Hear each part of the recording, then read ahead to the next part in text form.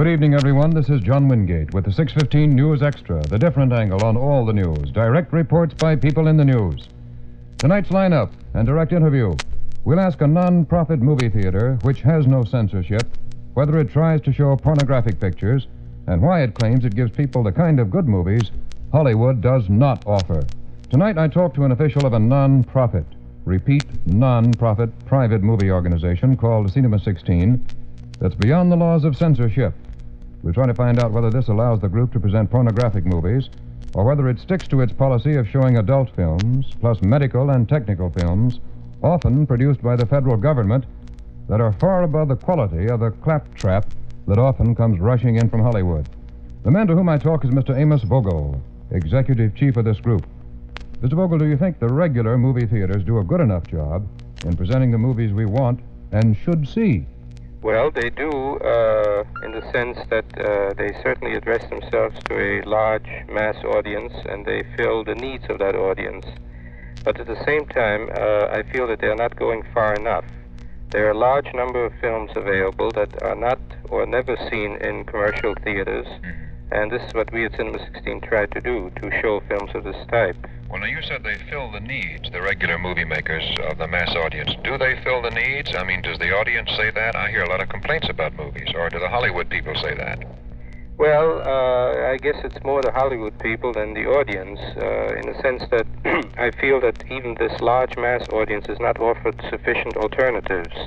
There are a large number of scientific films, art films, educational films, experimental films that are not shown in theaters, and that definitely would be of interest to such people as they are to our audiences. And, you know, our audiences are simply a cross-section of a mass audience.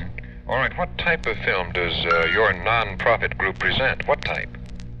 Well, you see, the commercial theaters are not able, for example, to show a number of films due to legal and censorship regulations, which do not apply to our private membership performances. Well, why doesn't censorship apply to you? Because we are organized as a private membership club with attendance limited to adults only. And therefore, we are permitted to show films that cannot be shown in regular theaters. But, Mr. Vogel, many people right now, I imagine, are saying that if the censorship rules don't apply to you, that means that you could show pornographic and downright dirty films. Is that what you show? No, not at all. We do show, since we are limited to adults, we do show films, let us say, that deal with love and sex in a more adult fashion than you would find in Hollywood films. But, of course, we have no intention and have never shown pornographic films. Well, do you show, for example, technical or scientific or medical films? Yes, we show a large number of restricted medical and psychological studies made both by private and government sources, which again could not be seen in regular theaters. And certainly could not be called pornographic. That's correct. What's a typical medical or psychiatric film? Well, for example, on this year's program, we have a film called Psychotic Illness in a Child, which is an example of that. Also, you know, there are many government films that deal, let us say, with space travel, or with psychiatric themes, or with scientific themes, which for legal reasons cannot be seen in theaters. And on the other hand, we are permitted to show them. These are produced by the federal government in Washington? Yes, or by one of its departments. Also by governments abroad.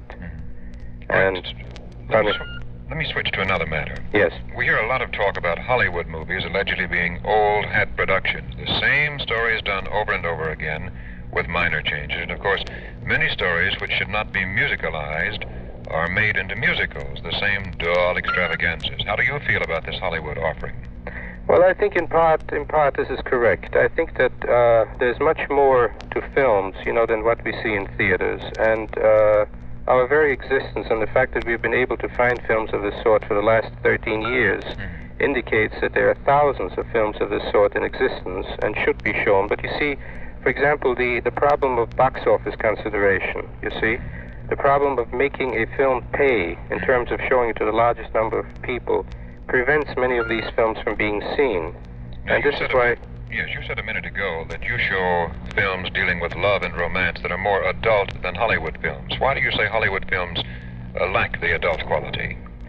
Well, I don't think I'm alone in saying this, but of course they address themselves primarily to a younger audience, as is seen in audience statistics, and as such they portray, as far as I'm concerned, a somewhat falsified and romanticized version of love and sex, which I, as an adult, for example, cannot fully subscribe to.